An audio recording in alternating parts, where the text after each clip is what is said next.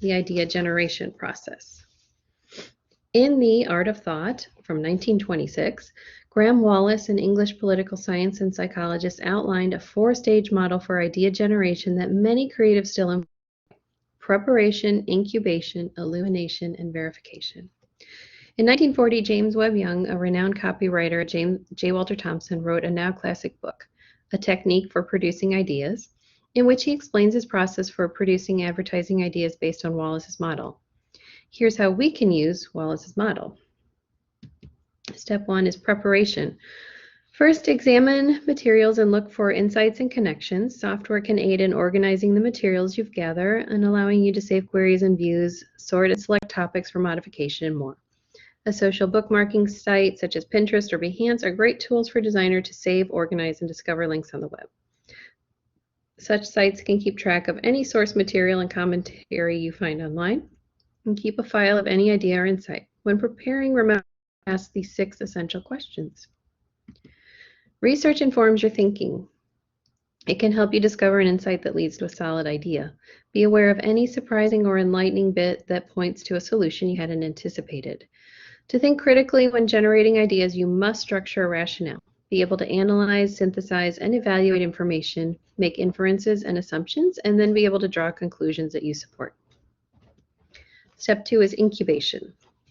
Once you've examined all the research materials and asked essential questions, allow time for your thoughts to incubate. Taking a break from working on an assignment turns the idea generation over to your conscious mind.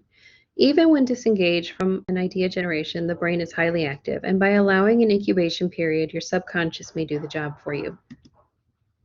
Often, to take a break, designers turn to other arts that engage their conscious minds, stimulate emotional responses, and encourage the subconscious, such as reading, watching movies, going to a concert, theater, or art exhibit, or creating fine art.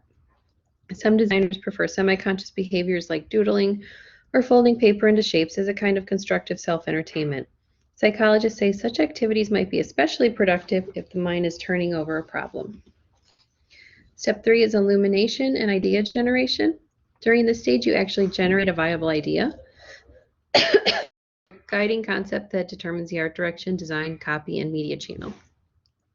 The idea sets the framework for all your decisions, having done the research and understanding of what the audience is saying about the brand and what they want to help you with. Later, we are going to talk about methods that help facilitate ideation. Most agencies present more than one ad idea to a client, with each idea being markedly different from the others in the hope that the client will be sold on at least one of the idea directions. There's no point in showing a client variations on only one idea because it's still only one idea, and if the client doesn't buy into it, you don't have any contingency. The rule of 3 is the most tried and true method for presenting ideas. 3 options means added work, as the designer is required to produce ideas that may not reflect their ideal solution, but it mitigates the possibility of bastardizing the preferred designer later in the process, as the designer has control of the compromises they're willing to make. Usually the client will choose somewhere in the middle. There is the client's choice, like this is a solid design that's not boring, but it doesn't challenge the client too much. This generally falls into the category of what the client looked for or asked for. And then there's the designer's choice. This is the design that the designer thinks is the best solution. This is generally a highly creative solution that squarely balances business and audience needs. And then there's the wow design. This option pulls out all the stops, pushes the boundaries, and challenges the client to think beyond the norm. This option probably won't get chosen, but it gives you room to expand the conversation about what is possible. There's verification, or crystallizing the ad idea. Once you generate an ad idea, you need to evaluate it, testing it for functionality, validity, and creativity. Most ideas require refinement to strengthen them and to ensure they will work in practice. This is the point in the process to be keenly critique and evaluate your ideas. This step requires evaluating, assessing, and logically supporting your viewpoint. That ad on the left is the business is no longer in business, probably because they did this terrible, terrible ad. Some creative directors maintain that if they're very excited about their idea, then they probably are onto something good. Experienced creative thinkers rely on a repository of research, creative thinking tools, and experience, just as a seasoned winning football coach relies on experience, instincts, abilities, skills, and techniques.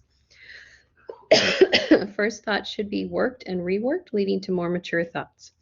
Ask yourself, is the emerging central advertising idea significant and relevant?